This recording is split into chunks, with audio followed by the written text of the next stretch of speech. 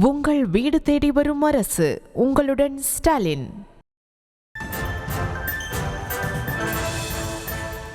சென்னை தலைமை செயலகத்தில் முதலமைச்சர் மு.க.ஸ்டாலின் தலைமையில் நடைபெற்று வரும் அமைச்சரவை கூட்டத்தில் முக்கிய முடிவுகள் எடுக்கப்பட வாய்ப்பு இருப்பதாக தகவலானது வெளியாகி இருக்கிறது.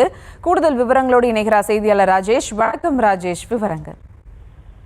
சுபா வணக்கம். சென்னை தலைமைச் செயலகத்தில் முதலமைச்சர் மு.க.ஸ்டாலின் தலைமையிலே அமைச்சரவை கூட்டம் தொடங்கி நடைபெற்று வருகிறது. இந்த அமைச்சரவை கூட்டம் முக்கியத்துவம் வாய்ந்த ஒன்றாக பார்க்கப்படுகிறது. காரணம், அடுத்த மாதம் தமிழக முதலமைச்சர் மு.க.ஸ்டாலின் அவர்கள் வெளிநாடு செல்ல இருக்கின்றார்.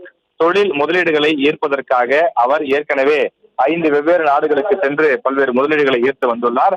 அந்த வகையில் அவர் மீண்டும் அடுத்த மாதம் ஜெர்மனி, இங்கிலாந்து போன்ற நாடுகளுக்கு பயணம் மேற்கொள்ள இருக்கின்றார். எனவே அது தொடர்பாக இந்த ஆலோசனை கூட்டத்தில் பேசப்படுகின்றது. இது தவிர புதிய தொழில் முதலீடுகளை அந்த புதிய தொழில் நிறுவனங்களுக்கு அனுமதி குறித்தும் இந்த அமைச்சரவை கூட்டத்தில் பேசப்படுவதாக தகவல் வெளியாகி இருக்கிறது. மேலும் சமீபத்தில் அதிகரித்து வரக்கூடிய ஆணவ படுகொலைகள், அந்த ஆணவ படுகொலைகளுக்கு எதிராக தனி சட்டம் இயற்ற வேண்டும் என்று தொடர்ந்து பல்வேறு கட்சிகளும் அழுத்தம் கொடுத்து வருகின்றார்கள். எனவே அது குறித்தும் இன்றைய அமைச்சரவை கூட்டத்தில் கலந்தாலோசிக்கப்படும் என்று எதிர்பார்க்கப்படுகின்றது.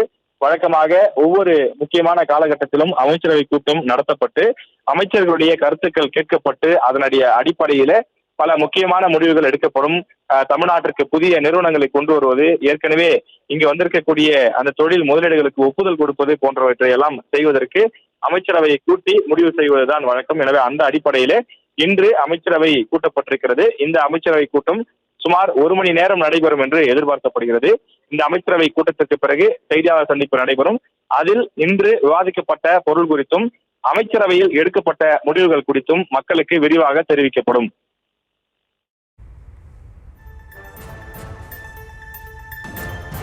விவரங்களுக்கு நன்றி ராஜேஷ். உங்கள் வீடு தேடி வரும் அரசு. உங்களுடன் ஸ்டாலின்.